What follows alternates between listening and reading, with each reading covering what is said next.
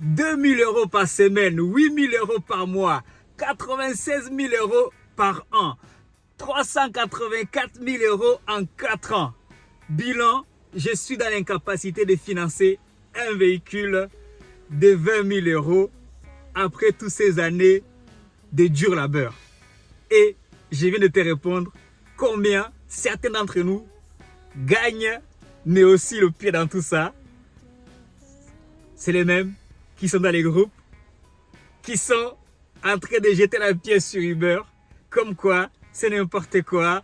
Si ils ne peuvent pas financer le véhicule, s'ils ne peuvent pas s'en sortir, c'est à cause de Uber. Et ce n'est même surtout pas, ça n'a rien à voir avec leur capacité à gérer de l'argent. Et moi, je fais partie. Et moi, pour ne pas dire, là, dans cette vidéo-là, on va te dire les choses. Je vais te parler de la rentabilité comme tu l'as jamais écouté dans une autre vidéo. Je ne suis pas là pour te parler des théories que tu apprends dans des formations, dans des vidéos que tu regardes, qui ne restent que des théories, de façon pratique. C'est beaucoup plus simple que ça, mais c'est en même temps compliqué parce que la plupart des gens sont éjectés hors du service ou retournent rebolote. Ils ont démarré avec des véhicules qu'ils avaient financés par la banque ou par eux-mêmes, mais au bout de 4 ans, la banque ne veut plus les suivre parce que c'est des passoires.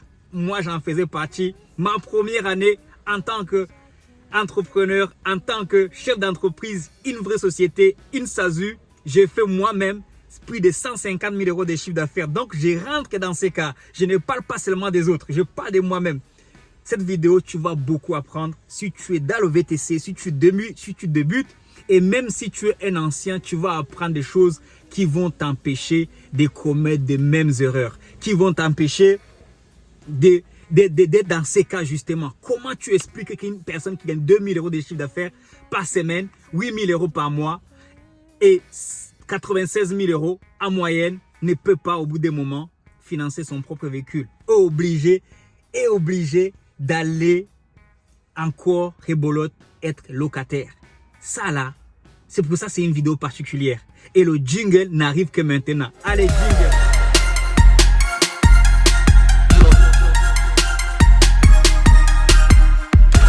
Salut à toi, bienvenue sur ma chaîne Autobricolage.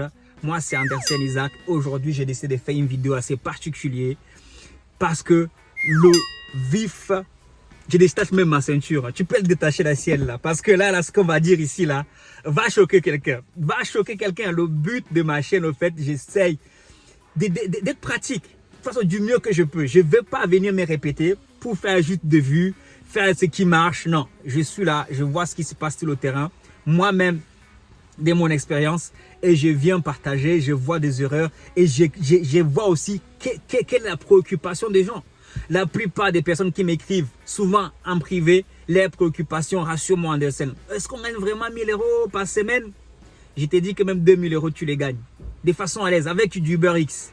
Mais ce n'est pas ça le plus important, comme tu peux le voir là. Tu peux même gagner 5 000 € la semaine, mais si tu ne sais pas maîtriser ton budget, si tu ne comprends pas comment une société fonctionne, au bout des moments, tu vas dire que tu travailles pour rien.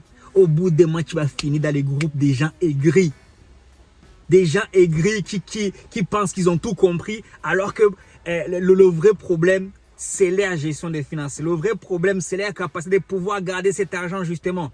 Et ici, oui, je n'ai pas de rentabilité, mais je le fais différemment. Comme d'habitude, mes vidéos sont différentes et je veux du concret.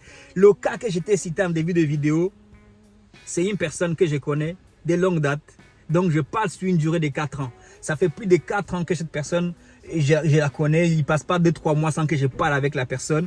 Mais ce n'est pas la seule personne. Là, il y a plusieurs comme lui. Encore lui, ça va. C'est un bonhomme. Il tient debout. Il y en a qui ont fermé boutique dans le même cas.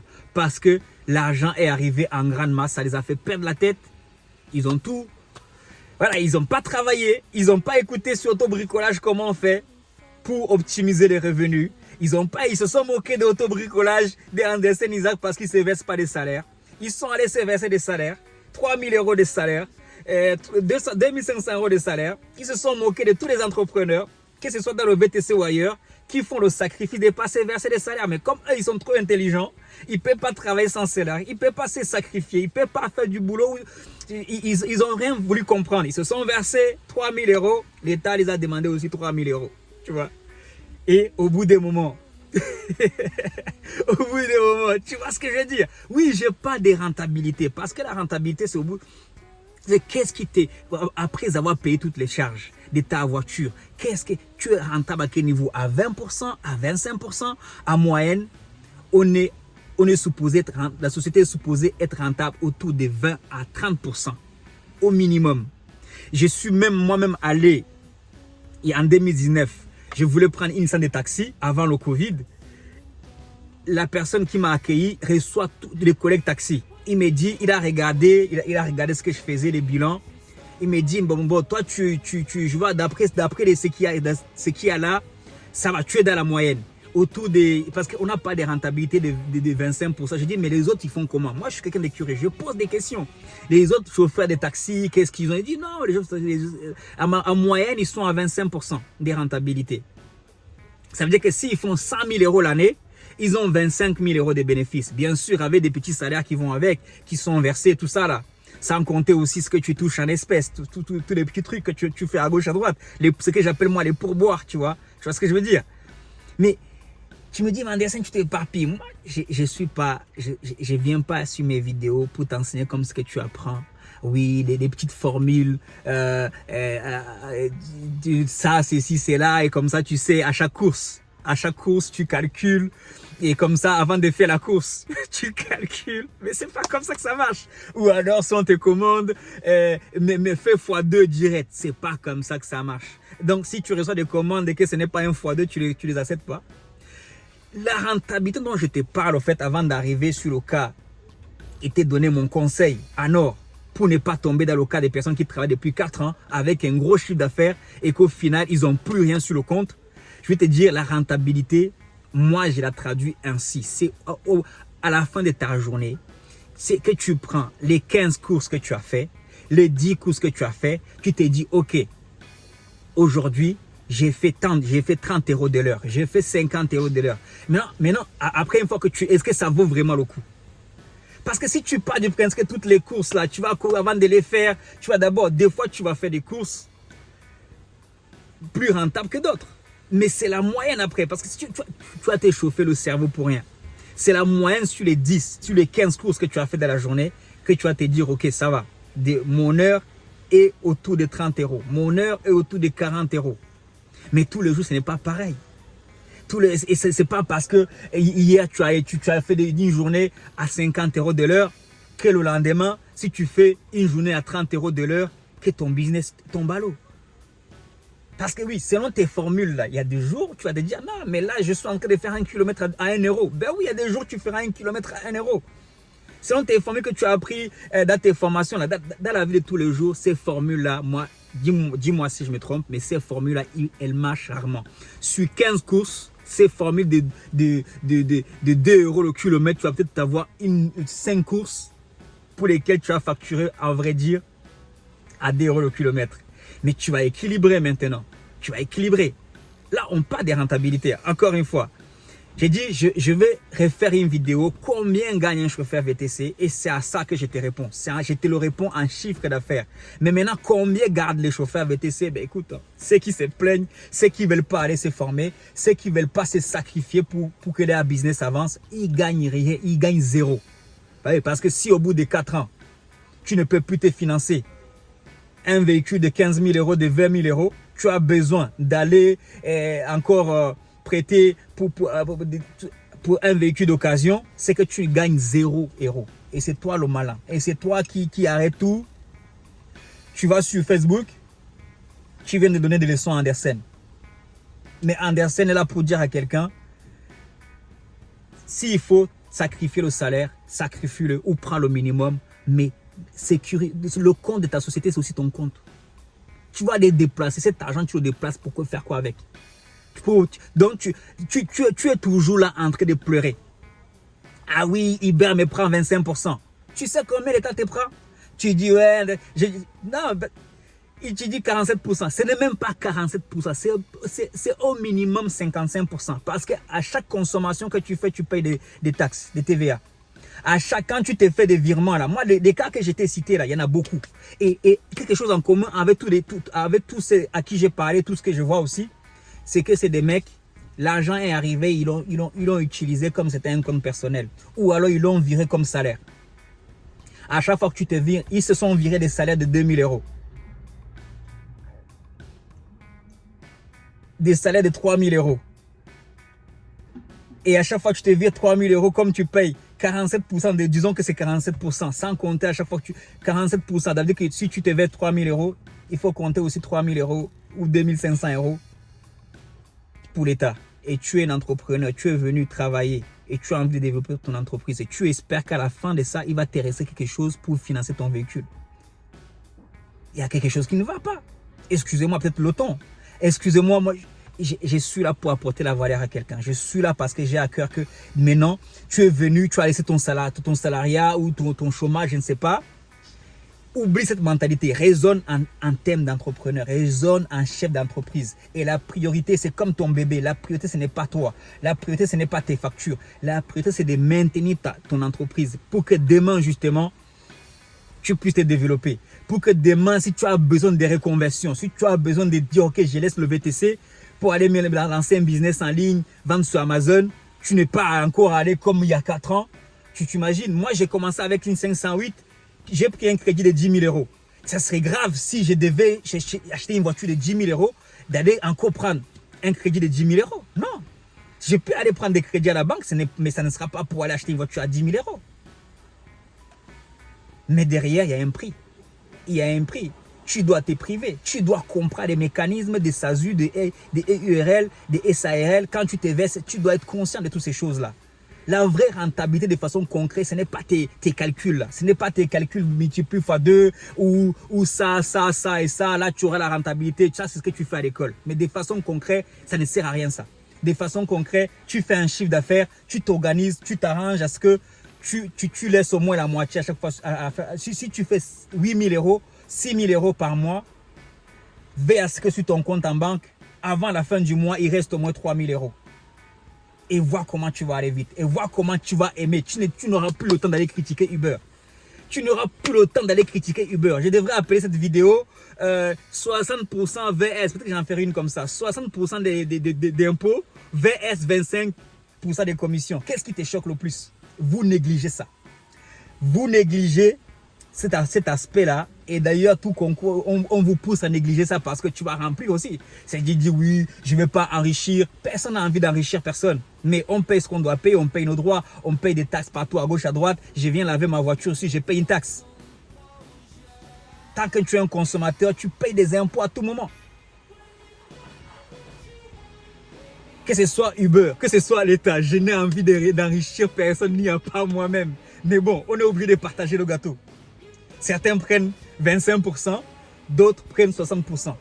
47% plus tous les fois où tu mets ta carte dans une machine, il y a 20% qui part, il y a 5% qui part, il y a 10%, ce qu'on appelle la TVA, tu le sais, mais tu n'en es pas conscient. C'est pour ça que tu négliges ça. Et c'est ça qui te ruine plus que la commission. Parce que quand je parle de 8 000 euros, la commission en plus maintenant, elle est enlevée. Si moi, je travaille, je ne la calcule même pas. Mais à chaque fois que tu consommes, à chaque fois que tu payes un loyer, à chaque fois que tu te vires les 2 000 euros sur ton compte, les 3 000 euros sur ton compte, ou tu les consommes même, c'est là la plus grosse taxe que tu es en train de payer. Tu es en train de consommer la pérennité de ton entreprise. Ce que je te dis, c'est du concret. Renseigne-toi autour de toi. Essaie de fouiller un peu plus, tu vas le voir. Les gens qui ont abandonné, qui ont laissé tomber le métier, qui disent que c'est à cause de Uber, c'est des dealers qui viennent m'affronter. Moi, on s'affronte déjà sur les groupes, non, c'est pas le but, mais c'est des menteurs. Ce n'est pas à cause de Uber que tu as échoué. Je viens de te dire dans cette vidéo à cause de quoi. Peut-être que tu ne vas pas écouter, peut-être que je ne parle pas le langage dont tu es habitué, je n'ai pas l'accent que tu aurais voulu. Mais la vérité, elle est là. La vérité, elle est dans cette vidéo. Si tu corriges ça, tu vas voir comment tu vas avancer. Moi, je ne te parle pas en tant que théoricien, je te parle en tant que technicien. Tu m'as vu, ce n'est pas avec mes beaux yeux que je suis allé chez Toyota. Je t'ai expliqué tout. Ce n'est pas avec mes yeux que je suis allé prendre cette voiture. Même si je ne l'ai pas acheté cash. C'est pas avec mes beaux yeux que je suis allé prendre des voitures d'occasion pour les mettre en location. Mais tu penses que j'ai fait comment? Tu penses que si je m'étais allé verser 3 000 € de salaire pour donner 3 000 € aussi à l'État, tu penses que j'aurais pu faire ça? Demain, ne sois pas surpris de voir un mec comme moi embaucher une personne, une deuxième personne et créer de l'emploi. Et c'est ça vraiment le jeu de l'économie. C'est pour ça que beaucoup d'entrepreneurs, dans tous les domaines, les premières années, ils oublient le salaire. Pour d'autres qui sont beaucoup plus doués, ils oublient pendant 2-3 ans. Mais Andersen, c'est un cancre, il est un cancre. Je suis tellement nul, je préfère m'oublier toute la vie. Parce que non, c'est pas ça mon focus. C'est pas vraiment ça mon focus. Je me verserai des salaires, bien sûr. Comment je vis, ça ne te regarde pas. Je vis de pourboires et de l'eau fraîche. D'amour et de l'eau fraîche et de quelques pourboires avec des bouteilles d'eau que je distribue à gauche, à droite. Qu'est-ce que tu veux? Comment le vendeur de marron qui fait 20 € par jour, même pas 10 € par jour, il vit? Je vis comme lui. C'est pas ça le focus. Le plus important, c'est ce que tu apprends dans cette vidéo. Je t'ai dit vraiment des choses que tu mettras en place pour continuer à aimer ces métiers. Si tu ne veux pas écouter, c'est ton problème. Demain, c'est toi qu'on va voir, tu vas venir nous critiquer, nous les pauvres esclaves. On est des esclaves dans les berlines. Non, au bout d'un moment, il faut arrêter. On est des esclaves dans les voitures à 70 000 €, il n'y a pas de souci. Et puis quoi encore? Non, l'ami. Ma chaîne, c'est booster ton mindset business. Ce qui compte pour moi, c'est d'apporter une valeur, une réelle. Pas les vues là, oui, ça fait du bien. Les abonnements, ça fait du bien à tout le monde. Mais ce n'est pas ça ma priorité. Donc j'essaie de voir ces choses qui ne vont pas. Les gens autour de moi avec qui je parle, je dis mais où est le problème? Où est le pro? Comment tu peux gagner autant d'argent? 300 000 € au minimum en 4 ans. C'est ça qui me choque. Comment tu peux gagner 300 000 € en 4 ans et au bout de 4 ans, tu ne peux pas t'acheter une voiture de 20 000 €? Réponds-moi. Je sais que toi, tu regardes cette vidéo-là. Tu es dans ces cas. Il y a beaucoup qui sont dans ces cas. Des gens qui ont abandonné là, envoie-leur cette vidéo. Beaucoup sont dans ces cas.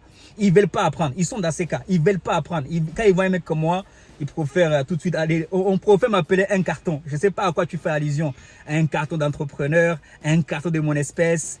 Oui, mais un carton de mon espèce a des choses à t'apprendre. Si tu doutes, viens, ramène tes bilans. Si tu expliques que je suis un carton d'entrepreneur. En même temps, je profite pour, là, je pourrais répondre parce que ces derniers temps, je me fais trop attaquer. Peut-être que je suis en train de, tu vois, je sais pas pourquoi. Mais ramène tes bilans au bout de 6 ans. Moi, mes bilans, je peux te sortir des bilans de 2016.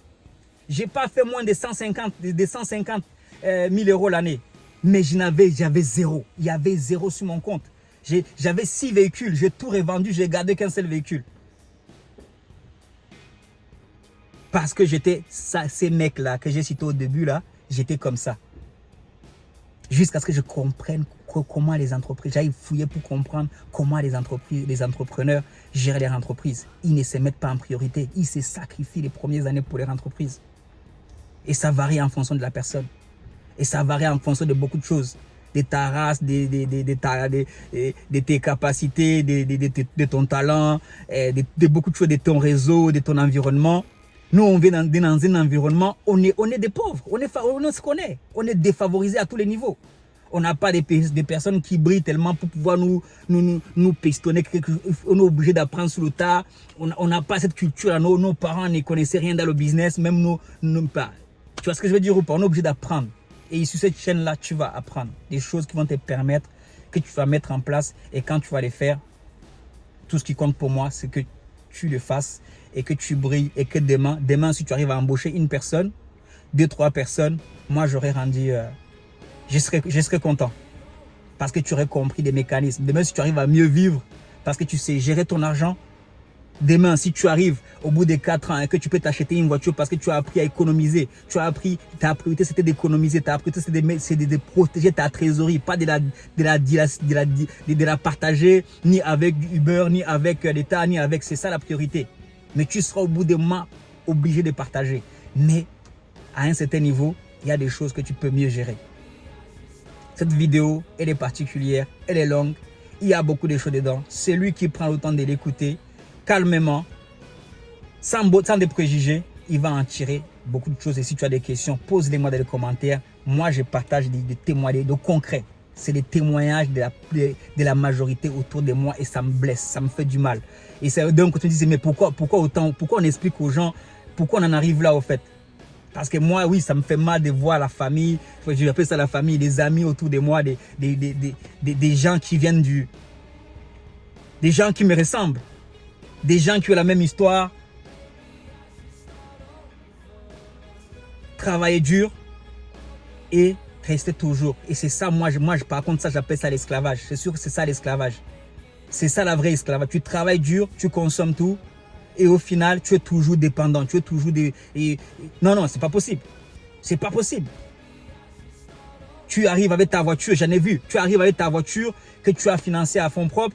Mais au bout de 4 ans, tu es incapable de te refinancer. Comment que ça s'est passé? Avant, tu gagnais beaucoup moins. Tu t'en sors. C'est pas possible. Est-ce que tu comprends le sens un peu de ma remontrance à peu près? Non, non, c'est ça la famille. Vraiment, on peut corriger ça. On peut vraiment corriger ça. Parce qu'il y a nos enfants qui nous regardent, il y a des petits frères qui nous regardent et ils voient comment on fait. Et on doit travailler, on va se battre, on va se sacrifier pour corriger ça. Quitte à sacrifier, oui, il faut sacrifier le salaire, là, le confort du salaire. Trouver un moyen. T'inquiète pas, le cerveau, là, il est tellement fort. Si tu vas trouver un moyen. Quand tu dis, ouais, comment je fais pour vivre sans salaire? Ouais, tu as toujours vécu avec un salaire. Moi, je ne sais pas toi, mais moi, j'ai vécu avec 400 € dans ma vie. Et j'ai consommé peut-être beaucoup plus qu'aujourd'hui. J'ai passé ma vie en boîte de nuit, et à gauche, à droite, à essayer d'impressionner les filles. Et avec 400 €, comment je faisais pour vivre? Mais c'est pour des bonnes causes. Et même si quelqu'un me disait, oui, c'est un crime de vivre sans salaire, si même tu m'amènes dans un tribunal, je parle à la juge, je vais dire, mais le gars, si. Mais oui, c'est pour des bonnes causes. C'est pour des bonnes causes. Je fais tourner l'économie, si tu ne le savais pas.